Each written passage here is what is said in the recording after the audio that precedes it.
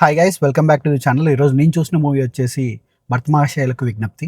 Movie నాకు ఎలా అనిపించింది అని చెప్పాలని అంటే it's a mixed bagger. Because story నాకు అంతగా నచ్చలేదు, కానీ కామెడీ ఫుల్ ఫ్లెజ్డ్గా వర్కౌట్ అయింది.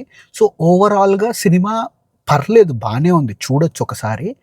ఎందుకంటే కామెడీ కోసం కామెడీ చాలా బాగా వర్కౌట్ అయింది. మనం రవితేజ గారిని యాక్చువల్లీ మాస్ మహారాజా అనుకుంటాం, కానీ అతని బిగ్గెస్ట్ హిట్స్ రిపీట్ ఉన్న సినిమాలు, జనాలు ఎక్కువ ఇష్టపడే సినిమాలు అని అంటే మనం మాట్లాడుకునేది Venky, idiot and kick.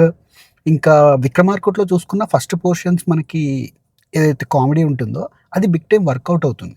So Raviteja గారు ఎప్పుడైతే కామెడీ చేస్తారో, అంటే కామెడీ పక్కన ఉన్న వాళ్ళు కానీ సినిమాలో కామెడీ ఉంటుందో అప్పుడు అది బానే వర్కౌట్ అవుతుంది. కాకపోతే మాస్ మహారాజా అనే ట్యాగ్ కోసము ఏదైతే సినిమాలు తీస్తారో ఫుల్ ఫ్లెడ్జ్డ్‌గా మాస్ మూవీస్, అవి ఎందుకో అంత వర్కౌట్ అయినట్టు అనిపియవు. అండ్ మనం ప్రీవియస్ మూవీస్ చూసుకున్నా అదే ఉంటుంది. ఈ సినిమాలో కామెడీ చాలా ఎక్కువ మందికి కమెడియన్స్ ఉంటారు. అందరూ తెలుగు వాళ్ళు.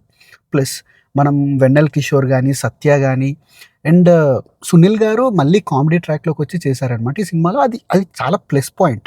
ఇంతమంది ఎప్పుడు వచ్చి మళ్ళీ వెళ్ళిపోతున్నట్టు జస్ట్ కామెడీ ట్రాక్స్ కోసం అన్నట్టు కాదు. సత్య గారు ఫస్ట్‌లో వస్తారు అండ్ క్లైమాక్స్‌లో వస్తారు.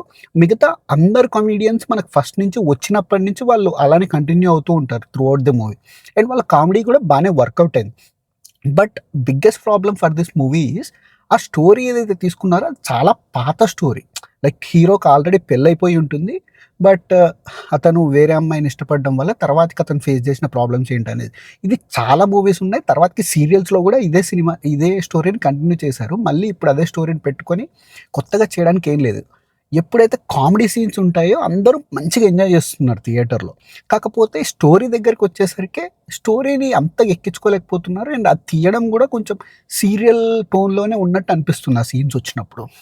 బట్ మ్యూజిక్ ఏదైతే ఉందో భీమ్స్ గారు ఈ సినిమాలో చాలా బాగా కొట్టారు. అంటే తమన్ గారు వచ్చిన కొత్తలో ఎలాగైతే మనకి కొత్త మ్యూజిక్ అనిపించిందో, భీమ్స్ గారు కూడా ఈ మధ్య రావడం వల్ల, అంటే లాస్ట్ ఇయర్ నుంచి మనకి ఎక్కువగా తెలుస్తుంది పెద్ద సినిమాలకు కొడుతున్నారు కాబట్టికి. ఈ సినిమాలో కూడా మ్యూజిక్ బాగానే ఉంటుంది. అంటే లైక్ హీరో ఇంట్రడక్షన్ మ్యూజిక్ కానీ, ఇంటర్వెల్ బ్యాంగ్ మ్యూజిక్ కానీ, ఇంకొన్ని పోర్షన్స్ ఆఫ్ మ్యూజిక్ చాలా కొత్తగా ఉంటుంది. సో అండ్ పాటలు కూడా పర్లేదు, బాగానే ఉన్నాయి. కాకపోతే కట్టపన్న సాంగ్ అన్నట్టే వస్తూ ఉంటుంది. Which is needed for the Sankranti films అని అనుకుంటారు కాబట్టి ఇంక మనం దాని గురించి ఏం మాట్లాడలేం. బట్ ఓన్లీ థింగ్ ఈజ్ కంప్లీట్‌గా కామెడీ మీద పెట్టి ఇంకొంచెం స్టోరీ మీద ఏమన్నా కొత్తగా తీసుకొని ఉంటే ఇంకా బాగుండేది.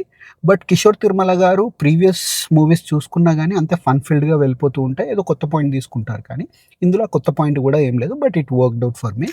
సో ఒక కామెడీ కోసం వెళ్ళి సినిమా చూడాలి అనుకుంటే this will work for you.